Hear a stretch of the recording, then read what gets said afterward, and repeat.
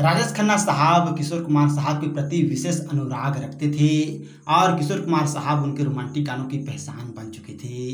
कहा जाता है कि जैसे जैसे राजेश खन्ना का स्टारडम बढ़ा, किशोर कुमार साहब भी सफल होते गए।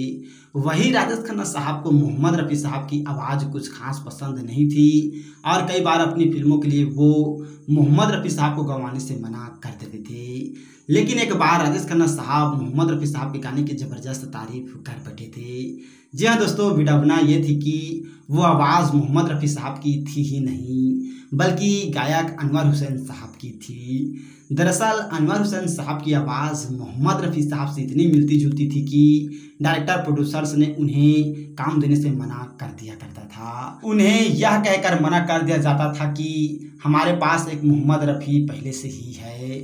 तब उनके एक दोस्त ने उनकी मुलाकात महमूद से कराई जो किसी फिल्म की शूटिंग कर रहे थे और महमूद साहब ने उनकी आवाज़ सुनी तो वो काफ़ी खुश हो गए और उन्होंने अनवर हुसैन साहब से कहा कि वो अपनी अगली फिल्म का गाना उनसे गवाएंगे और महमूद साहब ने अपनी फिल्म जनता हवलदार के लिए अनवर हुसैन साहब से गाने गवाए जो संगीतकार राजेश रोशन साहब को काफ़ी पसंद आया।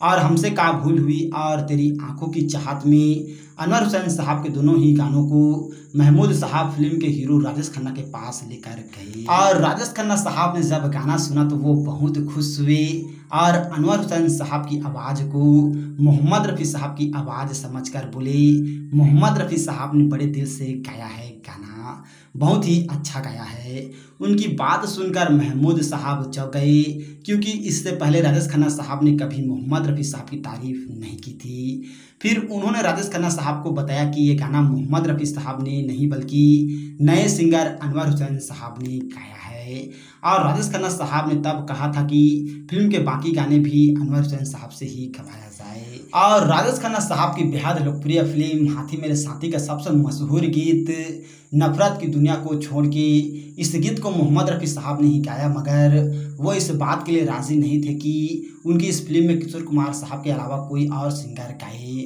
और किशोर कुमार साहब सभी गानों के लिए राज़ी हो गए। लेकिन इस गाने को गाने से उन्होंने मना कर दिया था और उन्होंने कहा था कि ये गाना मोहम्मद रफ़ी साहब ही गा सकते हैं। बड़ी मिन्नतें करने के बाद राजेश खन्ना साहब इस बात के लिए राज़ी हुए थे कि गाना मोहम्मद रफ़ी साहब ही गाएंगे। फिल्म के हिट होने में बड़ी भूमिका इस गाने की भी रही जिससे बाद में राजेश खन्ना साहब ने स्वीकार भी किया। तो दोस्तों, आप लोगों को ये बहुत ही खूबसूरत किस्सा जो है वो कैसा लगा हमें कमेंट करके ज़रूर बताइएगा। और ऐसे ही जानकारी के लिए अगर अभी तक आप लोगों ने हमारे चैनल को सब्सक्राइब नहीं किए हैं तो प्लीज़ दोस्तों हमारा चैनल ज़रूर सब्सक्राइब कीजिएगा और वीडियो को अभी तक लाइक नहीं किए हैं तो लाइक कीजिएगा, शेयर कीजिएगा। थैंक यू दोस्तों हमारे वीडियो वॉचिंग करने के लिए।